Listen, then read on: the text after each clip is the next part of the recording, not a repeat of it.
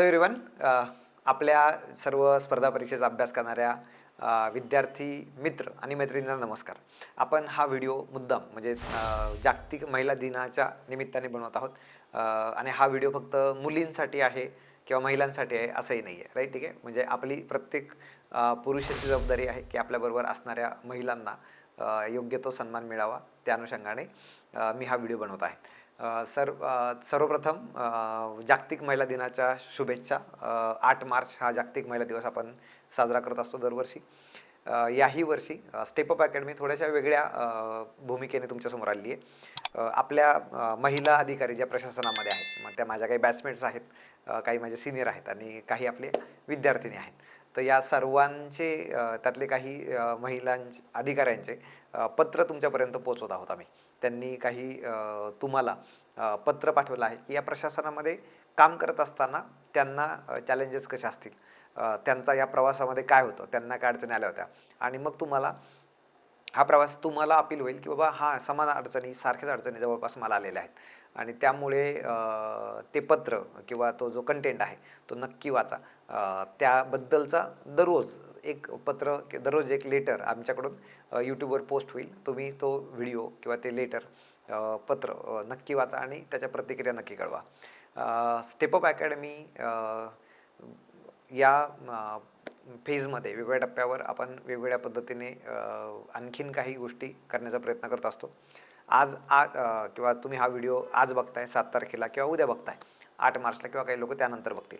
तर महिला म्हणून अभ्यास करत असताना किंवा मुलगी म्हणून अभ्यास करत असताना त्यात स्पर्धा परीक्षेचा वयाचा टप्पा 21वा ओलांडलेला आहे. आणि त्यानंतर घरून एकटी पुण्यात आली आहे किंवा गावाकडे राहून कुठेतरी छान अभ्यास करते आहे, राईट. आपल्या 21च्या बॅचमधल्या 24च्या बॅचमधल्या गौरी कदम, ज्यांचं रँक 3 आली आहे, तर त्यांनी घरी राहून अभ्यास केला आहे. मग त्यांनी पण एकदा छान मेसेज पाठवला होता की सर, घरामध्ये एकटं राहून कुठेतरी कोपऱ्यामध्ये बसून जेव्हा अभ्यास करत होते तेव्हा आपले यूट्यूबवरचे व्हिडिओ बघताना किंवा आपले जे काही लेक्चर्स बघत असताना त्यांना तो खूप आनंद व्हायचा. मग आमचं पण म्हणणं आहे की तुम्ही जे तुमचं प्रिपरेशन करत आहात, तुमचा जो अभ्यास छानपैकी सुंदर चालू आहे, यामध्ये तुम्ही एकट्या नाही आहे. म्हणजे जे म्हटलं जातं की बाबा अपयश एकट्याचं आहे आणि यश मात्र सगळ्या गावाचं असतं, राईट. ठीक आहे, तर हे साहजिक आहे. परंतु मी याच्याही पलीकडे थोडं सांगेल की तुम्हाला अंदाज हा पास झाल्यानंतर येतो की सर माझ्यासाठी किती लोक काम करत होते. माझी आत्ता सायली नावाची स्टुडंट आहे, आत्ता क्लास 1 झाली. तर तिचं म्हणणं होतं की सर माझ्या अभ्यासाच्या प्रिपरेशन फेजमध्ये मी एवढी बिझी होते की मला कळत नव्हतं. आणि आत्ता रिअलाईज होतं आहे जेव्हा यश मिळालं आणि मागे वळून बघितलं तर म्हणजे तिच्या माहेरचे, तिचे सासरकडचे जवळपास 8 ते 10 लोक तिला कम्फर्ट ठेवण्यासाठी प्रयत्न करत होते की बाई तू कर, छान करते तर, राईट, या पद्धतीने. त्यामुळे जेव्हा आपण पास होतो ना तेव्हा संघर्ष संपलेला नसतो, हे कृपया लक्षात घ्या. आणि या प्रिपरेशनच्या फेजमध्ये मी जे कायम सांगत असतो क्लासरूममध्ये की तुम्ही या एक्झामला आयुष्य बनवायचं नाही आहे. तुम्हाला संधी मिळाली ना तर त्या संधीचं सोनं करा, राईट. आणि या संधीचं सोनं करण्याकरता जे काही प्रयत्न लागतात ते प्रयत्न कुठे कमी पडून देऊ नका. मग काय होतं की या प्रिपरेशनच्या फेजमध्ये तुम्ही एक सुंदर प्रवास अनुभवता. अदरवाईज काय होतं की बऱ्याच वेळा मी त्याच चुका करणाऱ्या मुली बघितलेल्या आहेत. मुली तेच करतात, परंतु आजचा व्हिडिओ हा खास मुलींसाठी आहे. मुलांसाठी वेगळा टप्पा मी पुढे व्हिडिओच्या शेवटी नक्की सांगेल, तेव्हा तुम्ही पण व्हिडिओ बघायचा आहे. मग आता मी जर म्हटलं की सर मी पुण्यात आली आहे किंवा बाहेरगावी अभ्यास करते, घरापासून दूर अभ्यास करते, तर तुमचे चॅलेंजेस तो वेगळे आहेत. परंतु अनेक महिला ज्या गृहिणी आहेत त्यांच्याही चॅलेंजेस वेगळे आहेत. काही महिला वर्ग जे ऑलरेडी क्लास 2 किंवा गट क मध्ये जॉईन आहेत आणि त्यांना राज्यसेवेची तयारी करायची आहे, त्यांची UPSCची तयारी चालू आहे, तेही लोक आपल्याबरोबर कनेक्ट आहेत. मग त्यांच्या प्रत्येकाचे चॅलेंजेस वेगळे, प्रत्येकाची आयुष्य वेगवेगळं आहे आणि प्रत्येकाला येणाऱ्या समस्या किंवा चॅलेंजेस, आव्हानं वेगवेगळी आहेत. मग आपण आपल्या परिस्थितीचं किती भांडवल करायचं याला कुठेतरी मर्यादा असायला पाहिजे.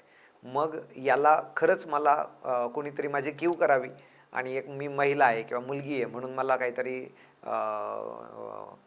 कीव करून मला सहानुभूती दाखवावी, तर ही अपेक्षा आपण अजिबात नाही ठेवायची.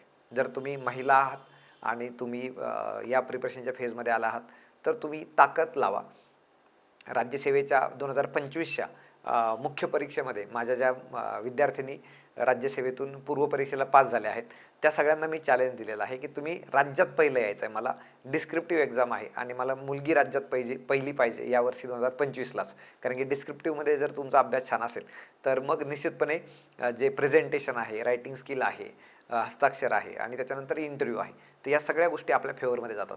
आणि त्यामुळे मला राज्यामध्ये पहिली मुलगी आली तर तो एक नक्कीच बाकीच्या मुलींसाठी राज्यात पहिले कोणीतरी मुलगी येते तर त्याचा 100% एक इम्पॅक्ट ठरतो. आणि कुणीतरी पास झालं, आपल्याबरोबरचं कोणीतरी पास झाला की आपल्याला छान वाटतं.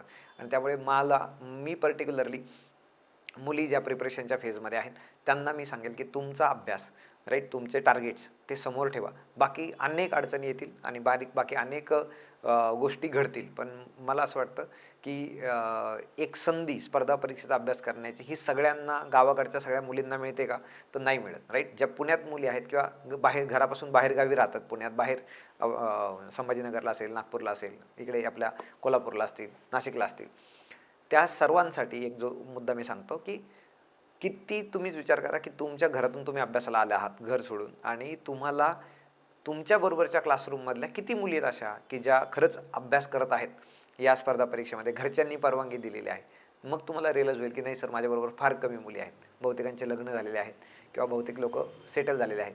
तर तुम्हाला घरून आर्थिक पाठबळ मिळतं आहे, भावनिक पाठबळ मिळतं आहे, राईट, मानसिक पाठबळ मिळतं आहे. तर तुम्ही त्या गोष्टी 100% देता आलं पाहिजे. मग एखाद्या मुलीला याच्यातला काही प्रॉब्लेम येत असेल तर तिने त्याला कसं डील करायचं हे लक्षात ठेवायचं आहे. कारण की स्पर्धा परीक्षा हे आयुष्यात कसं जगायचं ते शिकवते. घरापासून दूर आहोत किंवा घरी आहोत तर मग घरी असताना घरच्यांचे वेगळे टोमणे असतात, पाहुणे रावळे येतात, समाजाचा जो भाग आहे तर त्यांची वेगळी भूमिका असते मुली अभ्यास करत असताना. मला ते कुठेतरी तुम्हाला त्याच्यापासून दूर घेऊन जायचं आहे. त्या मानसिकतेच्या लोकांकडे किती दूर लक्ष करायचं आणि आपण किती त्यांना अवॉइड करू शकतो याच्याकडे घेऊन जायचं आहे. आणि वारंवार जेव्हा मला निगेटिव्ह गोष्टी आठवतील, निगेटिव्ह गोष्टी मला समोर येतील आणि तेव्हा मी मग पूर्ण ढेपाळते सर किंवा मी पूर्ण कोसळते सर आणि मग उभं राहायला मला ताकद राहत नाही. अशा वेळी काय करू, अशा अनेक मुलींचे मेसेज येतात.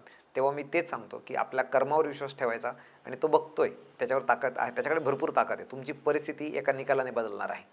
ज्या क्षेत्रामध्ये तुम्ही आला आहात ते क्षेत्र प्रचंड मोठ्या आव्हानांचं आहे आणि प्रचंड मोठ्या संधींचं सुद्धा आहे.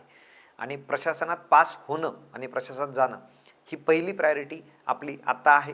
परंतु फक्त अधिकारी होणं, एक चांगला अधिकारी होणं या दोन वेगवेगळ्या गोष्टी आहेत, राईट. तुम्ही संवेदनशील आहात आणि तुम्ही संवेदनशील अधिकारी जेव्हा प्रशासनात जाता त्यामुळे अधिक चांगल्या पद्धतीने सकारात्मक बदल होतो. आणि म्हणून मला तुम्हाला वारंवार सांगायचं आहे की या प्रोसेसमध्ये बऱ्याच वेळा अडचणी येतील, बऱ्याच वेळा मनासारखं होणार नाही, बऱ्याच वेळा खूप एफर्ट्स घेतले सर परंतु रिझल्ट प्रिलिमचा क्लिअर नाही झाला, तर मग याच्या पलीकडे काय करू हा जेव्हा प्रश्न येतो तेव्हा मी लोकांना सांगतो सगळ्यांना की याच्यापेक्षा जास्त एफर्ट्स टाका. हाच एक पर्याय आहे. कारण की शिक्षण हे सगळ्यात मोठं माध्यम आहे किंवा सगळ्यात मोठा शॉर्टकट आहे असं मी म्हणेल. स्पर्धा परीक्षेतून मिळणारं जे काही तुम्ही पोस्ट आहे तर सगळ्यात मोठा शॉर्टकट आहे. शिक्षण तुम्ही घेतलं आहे, इथपर्यंत तुम्ही आला आहात, पदवी झालेली आहे आणि मग आता जेव्हा तुम्ही तुमच्या इकॉनॉमिकली इंडिपेंडंट होण्याची जेव्हा शर्यत लावता आणि त्यात तुम्ही अधिकारी होण्यासाठी प्रिपरेशन करता, तुम्ही खूप पर्टिक्युलर वर्गामध्ये जाणार आहात की तुम्ही पास झाल्यानंतर तुमचं आयुष्य एका क्षणामध्ये बदलणार आहे. त्याच्यामुळे या प्रोसेसवर विश्वास ठेवा आणि ही प्रोसेस व्यवस्थित फॉलो करा, चुका अवॉइड करा आणि छानपैकी तुम्ही अधिकारी व्हा. मी पुन्हा सांगतो की आपल्या मागच्या काही वर्षांमध्ये अनेक मुली पास झाल्या, त्यातल्या काही मुलींनी तुम्ही ज्या भविष्यात होणारे अधिकारी आहेत त्यांच्यासाठी पत्र लिहिलं आहे आणि ते पत्र आम्ही डेली पोस्ट करणार आहोत, जेणेकरून तुम्हाला अंदाज यावा की इतक्या सुंदर गोष्टी, बाकीच्या सगळ्यांचा संघर्ष बघितल्यानंतर इतकं सुंदर आयुष्य या पदावर जगायला भेटणार आहे, तर तेवढा संघर्ष तर करणंच अपेक्षित आहे. मग असं म्हणायचं नाही की नाही सर मग हा संघर्ष नको होता, नाही, जेवढा संघर्ष मोठा आहे तेवढं मिळणारं यश मोठं असणार आहे. आलं लक्षात, राईट. ठीक आहे, तुम्हाला शुभेच्छा खूप साऱ्या. आता दुसरा मुद्दा की हा व्हिडिओ जर तुम्ही मुलं बघत असाल तर तुमच्यासाठी, तुमच्याबरोबर ज्या मुली अभ्यास करताय, अभ्यासिकेमध्ये आहे, आपण किती कम्फर्ट करून देतो त्यांना की बाबा आपण काय बोलतो त्यांच्यासमोर किंवा आपण किती त्यांना प्रायोरिटी देतो किंवा त्यांच्याबरोबर आपण कशा पद्धतीने वर्तन करतो. तर याच्यामध्ये आपल्या हातामध्ये जे आहे की बरोबर आपल्याबरोबरच्या असणाऱ्या महिलांचा सन्मान करणं, राईट. ठीक आहे, तो तुम्हाला माहिती आहे की बाबा विद्यार्थी म्हणून किंवा मुलगा म्हणून बऱ्याच वेळा काय होतं की चालत असताना मोठ्याने काहीतरी बोलणं किंवा एखादी शिवी पटकन देणं आणि मग रिअलाईज नाही होत की बाबा पाठीमागे मागे पुढे कोणीतरी आहे, मग आपण त्यांना अनकम्फर्टेबल करतो.